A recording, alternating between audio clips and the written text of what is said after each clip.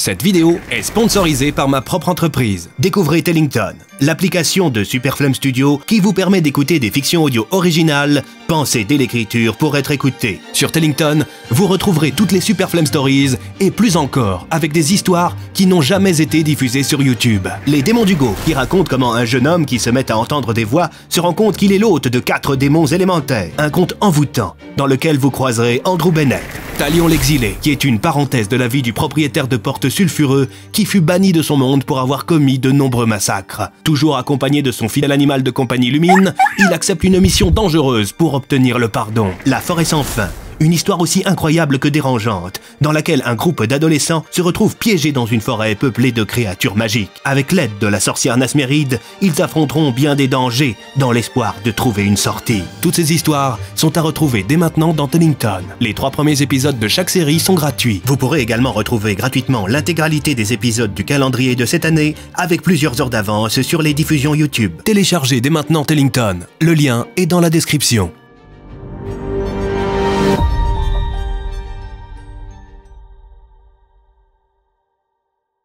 Bonjour à tous, je suis content de vous revoir. J'espère que vous allez bien, que vous avez apprécié l'épisode précédent et que vous apprécierez tout autant celui-ci. Servez-vous un petit chocolat chaud, installez-vous confortablement, fermez les yeux et laissez-vous guider par le son de ma voix. Mes amis, nous repartons ensemble pour le monde des Gadia. Soyez les bienvenus dans le 15e chapitre de cette Superflame Story.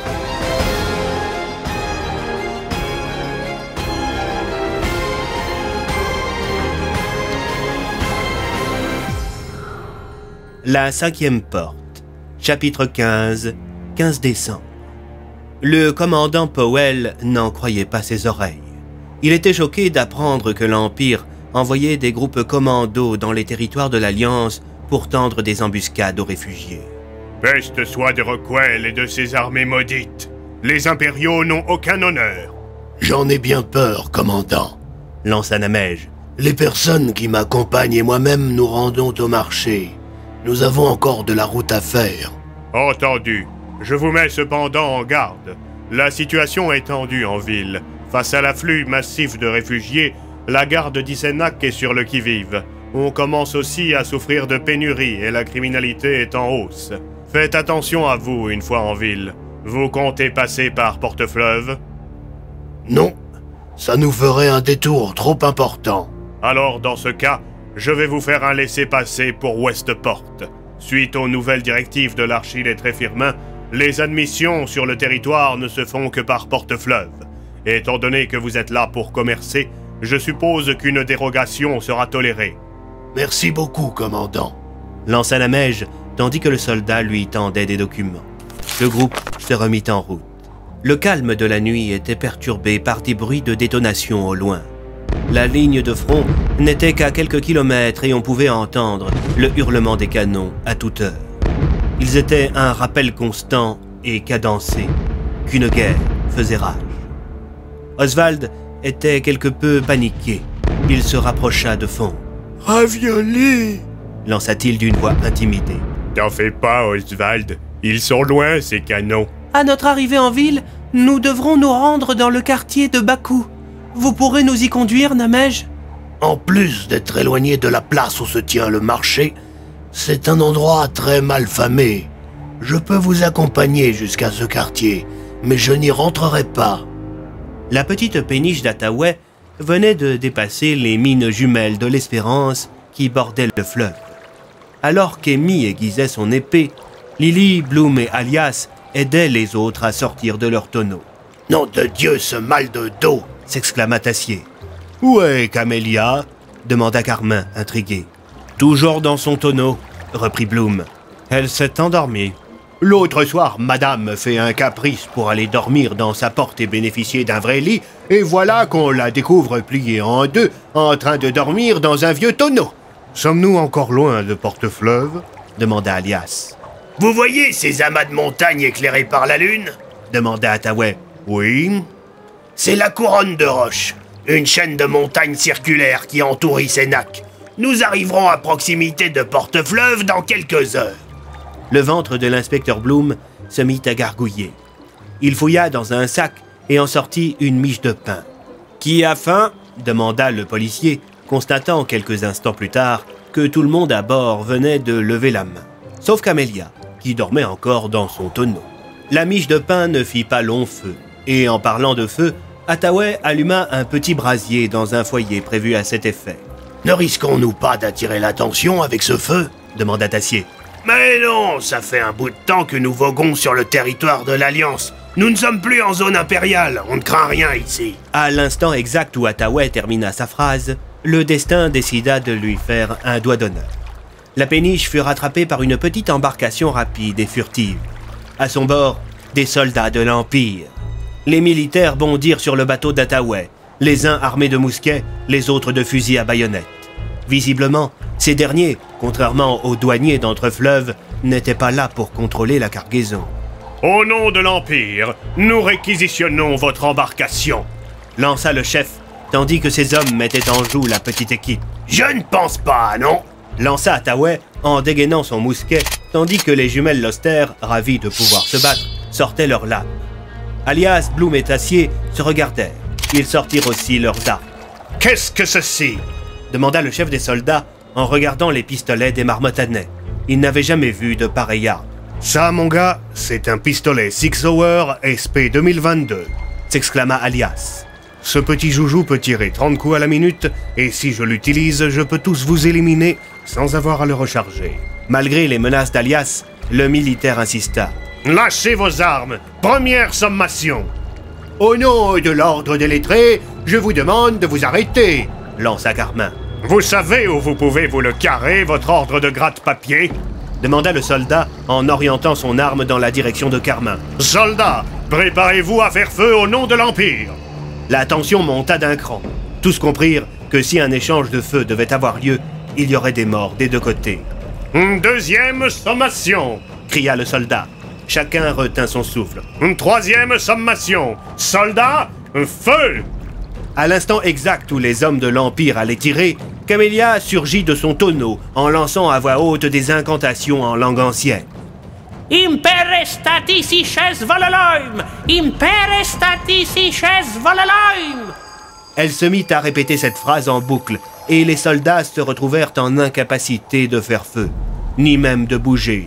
« Poussez-les » cria Carmin. « Poussez-les hors du navire! Tant que Camélia répète cette phrase, ils ne peuvent rien faire !» Les membres de l'équipage ne se firent pas prier. Tassier, Alias, Ataouet, Bloom et les jumelles firent tomber à l'eau les soldats.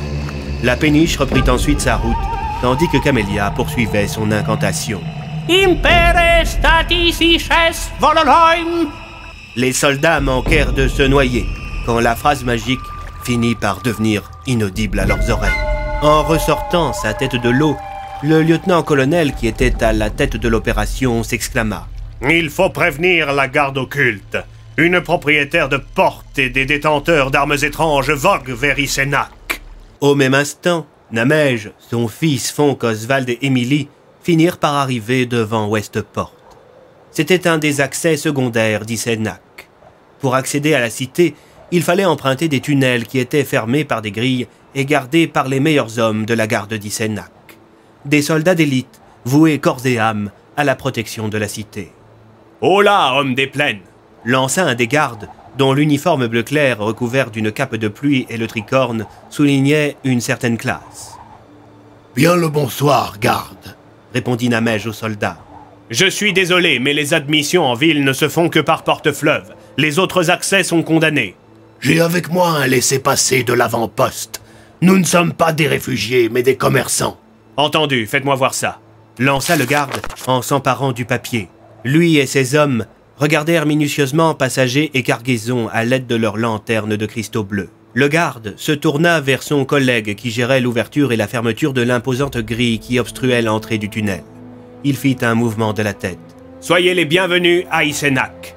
lança le soldat. « Faites attention à vos affaires. On a une augmentation significative des vols avec les pénuries et l'afflux de réfugiés. »« Merci, garde. Puissent les esprits éclairer votre chemin et vous aider à protéger la cité. » Merci, guerrier des steppes. Allez, circulez. La charrette de Namège s'engouffra alors dans un imposant tunnel qui faisait plusieurs centaines de mètres de long. Le passage était jalonné de lanternes, de bougies et de cristaux magiques. Tous les 50 mètres environ se trouvait un soldat dans une petite cabane creusée dans la roche. Bien que certains scrutaient le passage de la charrette, la plupart étaient en réalité en train de dormir. Le passage ayant été condamné, le gros des effectifs et de l'action était concentré au niveau de Porte-Fleuve.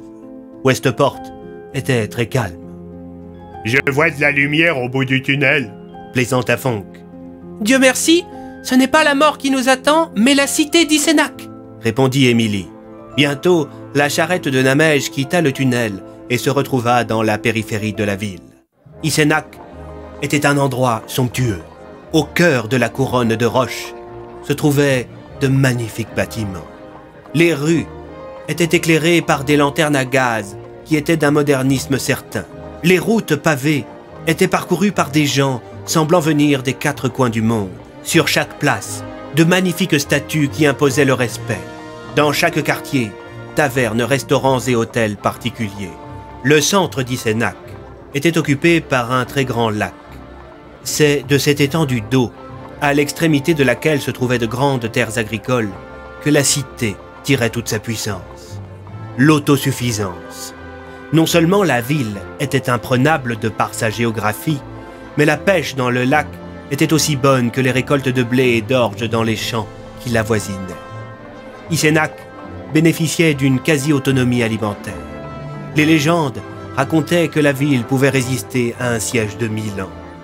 En parcourant les rues et en écoutant les explications de Namège, Émilie, Oswald et Fonk comprirent pourquoi cette prestigieuse cité était le grand bastion de l'Alliance autonome, un des rares obstacles continentaux à la progression de l'Empire. « Qui est cette femme ?» demanda Émilie en observant une immense statue de marbre qui trônait fièrement sur une place. « C'est la gouverneure Camille d'Isénac. C'est elle qui dirige la cité avec l'aide de l'archilettré Firmin. » C'est donc elle la chef de l'Alliance ? Pas tout à fait. Elle a les pleins pouvoirs sur Isénac, mais les décisions concernant l'Alliance sont prises par la Chambre des Autonomes. C'est une sorte de parlement, si je comprends bien. Commenta Fonk. En effet, mais c'est un véritable bordel en termes d'organisation. Chaque chef de chaque bourg, village ou clan siège à l'Assemblée. Des gens qui se haïssent depuis des générations se retrouvent à devoir statuer ensemble sur des choses politiques. Par souci de neutralité, le président du Parlement, en l'occurrence l'archilettré Firmin, n'a pas de pouvoir décisionnel. Il ne fait qu'exposer des faits et procéder aux enregistrements de la volonté des peuples alliés. Ah ouais, je vois. On a la même chose là d'où nous venons, plaisanta Fonk. Où est-ce que se déroule le marché? Dans un quartier voisin. Je vais profiter de la nuit pour installer mon échoppe. Je vais vous déposer dans une auberge de la place. Et Juan et moi, nous dormirons à la Belle Étoile. En entendant ces mots, le petit garçon fut ravi. Il faut dire que pour les gens des plaines, dormir à l'extérieur était quelque chose de normal et tout à fait naturel. La sédentarité était un luxe assez récent dans l'histoire de ces peuples qui jadis étaient de grands nomades qui parcouraient le monde. Namège déposa Fonk, Oswald et Émilie devant une petite auberge et leur confia chacun une petite douzaine de plumes de bronze, de quoi payer 2 chambres et 3 bons repas. Au même instant, la péniche d'Ataouais venait d'arriver au niveau de Porte-Fleuve. Sans le savoir, Bloom, Tassier et Alias allaient se retrouver dans la même ville que les amis qu'ils avaient perdus lors de leur arrivée